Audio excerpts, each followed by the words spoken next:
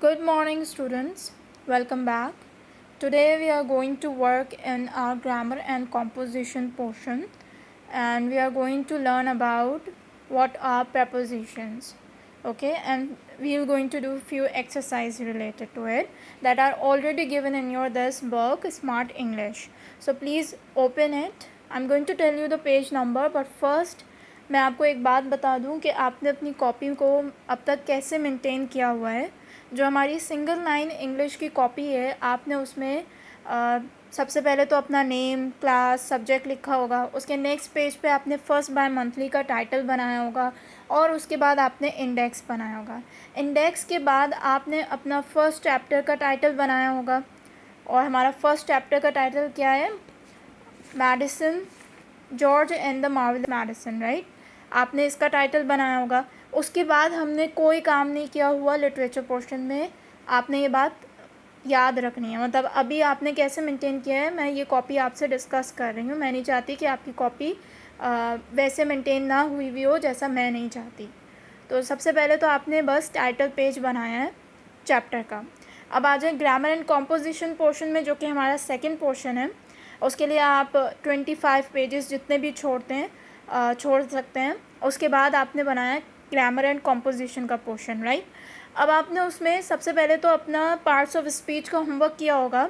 जो भी मैंने वीडियो में कराया था वो सब इंक्लूडेड नहीं था। आपको कोई भी कॉपी नहीं करना था वीडियो से लिख कर उतार कर।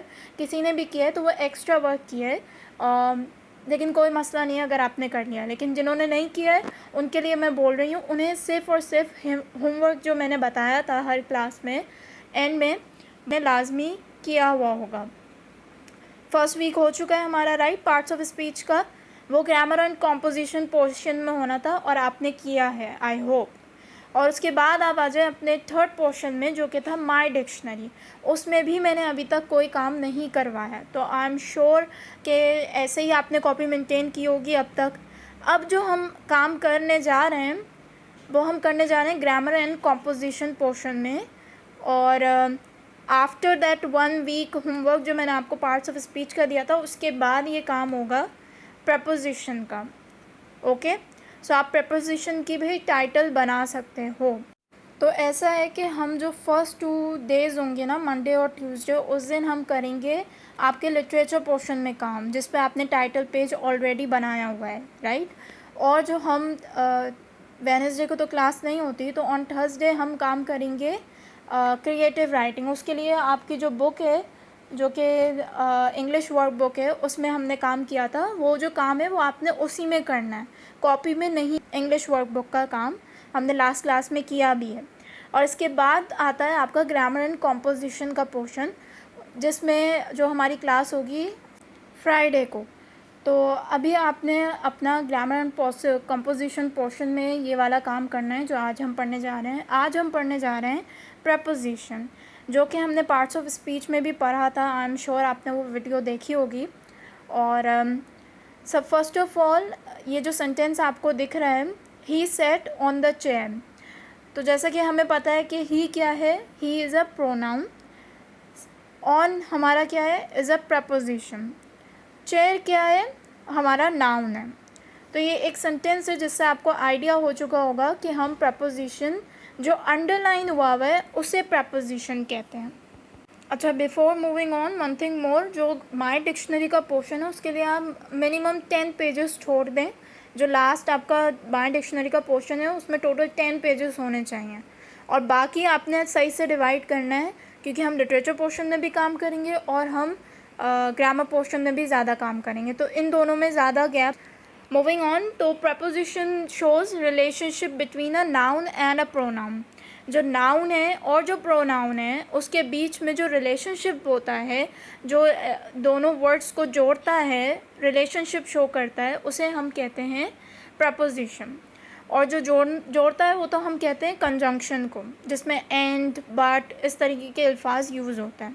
सो ये 3 सेंटेंसेस आपको नज़र आ रहे हैं। The bag belongs to my friend, he drove over the bridge, the food is on table.